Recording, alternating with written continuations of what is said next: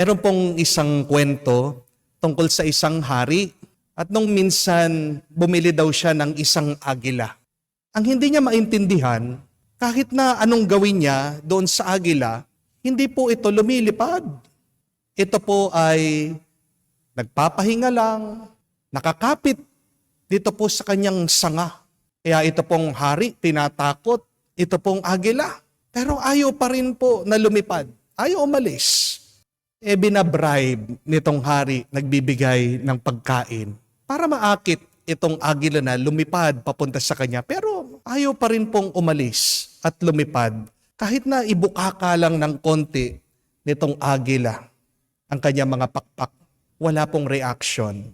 Habang nagtataka po itong hari, pinagmamasdan itong kanyang agila, meron daw pong isang magsasaka na napadaan. At tinanong, "Mahal na hari, ano po ba ang problema?" Sabi nitong hari na binili niya ang kanyang agila pero parang may sakit, ayaw lumipad. Sabi po nitong magsasaka, "Wag po kayong mag-alala. Ibigay niyo po sa akin at pagkatapos ng isang araw, maibabalik ko sa inyo, lumilipad na." Kaya hinayaan po ng hari, binigay niya itong kanyang alagang agila sa magsasaka. At oo nga, pagkatapos po ng isang araw, bumalik itong magsasaka, dala-dala ang agila, lumilipad na. Napakataas ng kanyang lipad. Tuwang-tuwa ang hari.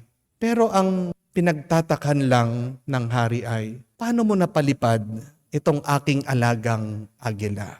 At dito po, ngumiti ang magsasaka, sabi niya, "Pinutol ko lang po yung sanga kung saan nakakapit yung agila. Kaya ayaw palang lumipad nitong agila.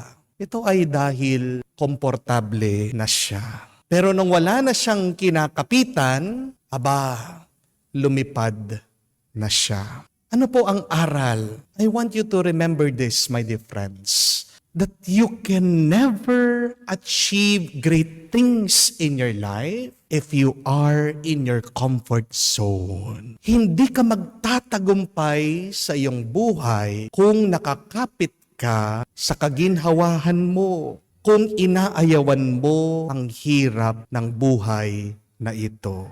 Kung gagamitin natin ang kwento na ating narinig, ang paglalakad ni Jesus sa ibabaw ng tubig. At itong si San Pedro, nakapaglakad din kahit nakakaunti. Anong tinuturo sa atin? Ito po, tandaan nyo din. You can never walk on the water when you are still in the boat. Kahit na gustong maglakad ni Pedro, kamukha ni Jesus, magawa ang imposible. Imposible niyang magagawa ito kung hindi siya lalabas doon sa bangka. My dear friends, we have two options in our life. Remember this. You can always remain on your boat and look at the miracles of Jesus. But the second option is you can step out of your boat and become part of the miracle. Yan po yung tanong ko sa inyo What do you really want in your life? Do you only want to see a miracle? Or do you want to become part of the miracle? Pag nagdarasal po kayo ng milagro, yan din ang tinatanong ng Diyos sa inyo. Gusto mo bang makakita lang ng milagro o gusto mong makaranas ng milagro? Kasi tandaan niyo po ito, mga kaibigan. You can never be part of the miracle if you do not sacrifice something in your life. Walang milagro kung walang sakripisyo. You have to let go of something in order to receive something great from God.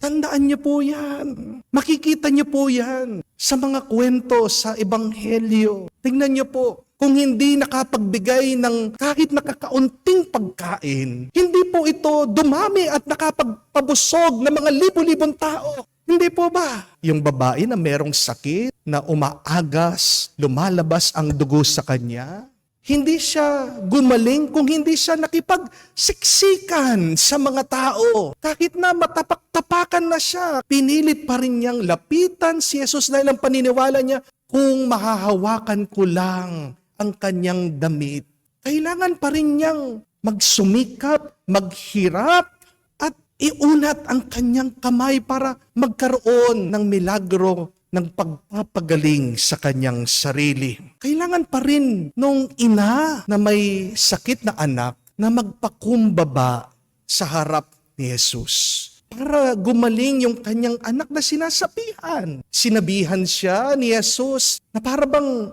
isa siyang aso, na insulto siya. But see, she sacrificed her pride in order for her son to be healed. Tingnan nyo naman po, itong si San Pedro, kailangan niyang alisin ang kanyang takot para siya'y makapaglakad sa ibabaw ng tubig. Kahit na narinig natin sa Ebanghelyo, sinabihan siya ni Jesus, napakababaw, napakahina ng kanyang pananampalataya. Ang tanong ko po sa inyo, sino pong mas mahina ang pananampalataya? Si San Pedro o yung mga ibang alagad na hindi man lumabas doon sa bangka? Sila yung mga totoong duwag.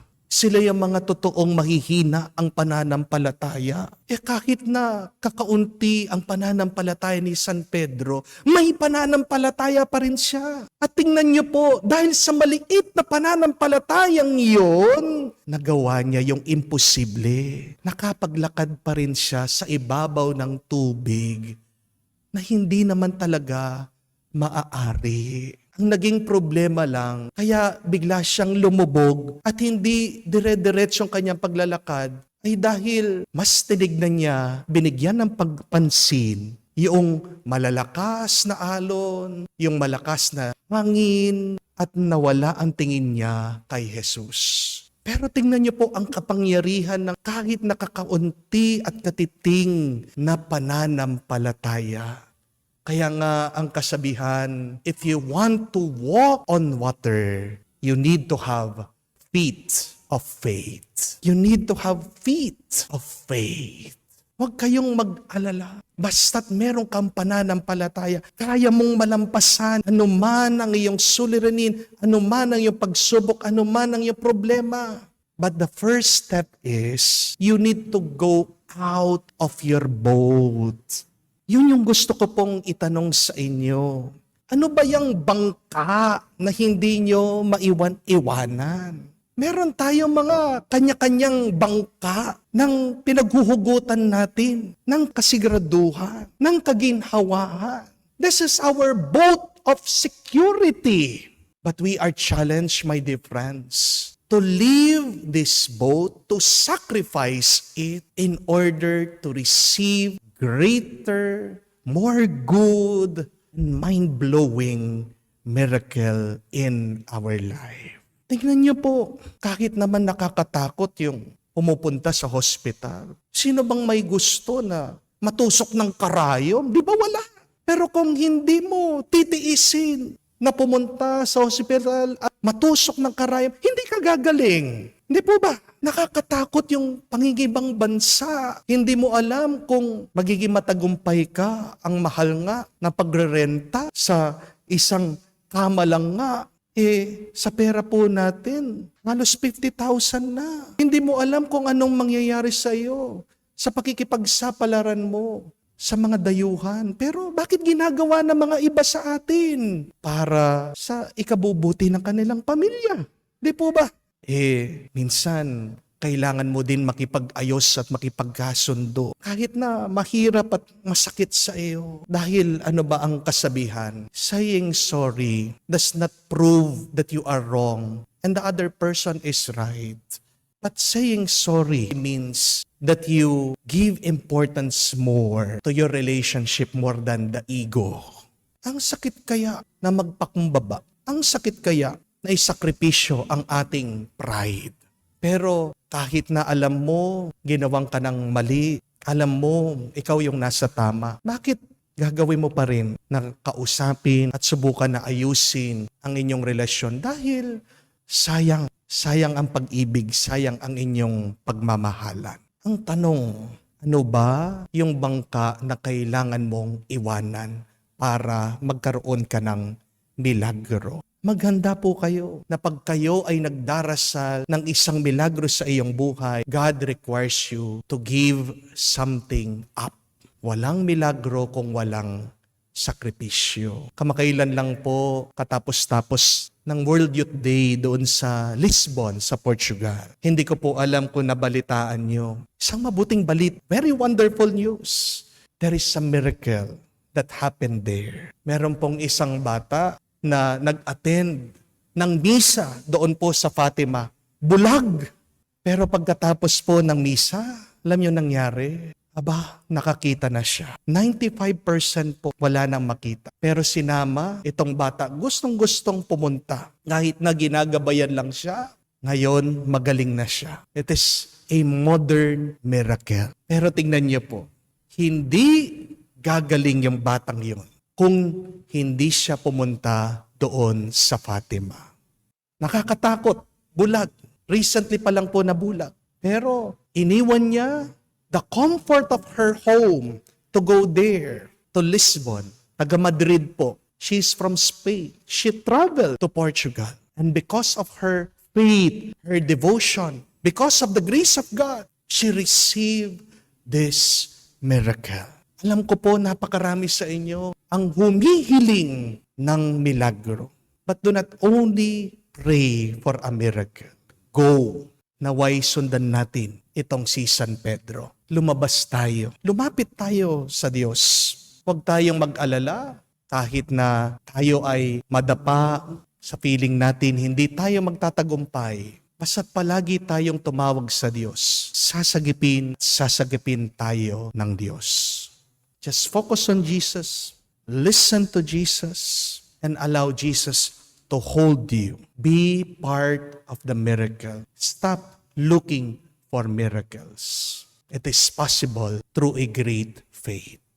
Yan po yung ating ipagdasal dito sa banal na misang ito. Hilingin natin ang lakas ng loob galing sa banal na Espiritu. Alam natin kung anong kailangan nating iwan, lalong-lalo ng kasalanan. Baka yan na lang ang nagiging hadlang, hindi pa tumutubo at hindi pa nakikita ang milagro sa ating buhay. Sabihin natin, Panginoon, pagkalooban mo kami ng lakas ng loob galing sa banal na Espiritu para iwanan na ang aming mga bangka na nagbibigay ng seguridad sa amin dahil mas mahalaga na kami ay makalapit sa iyo. Mas sigurado ang buhay namin pagkasama ka at siguradong di lang kami makakakita ng milagro kung hindi magiging parte pa kami ng milagro. Amen.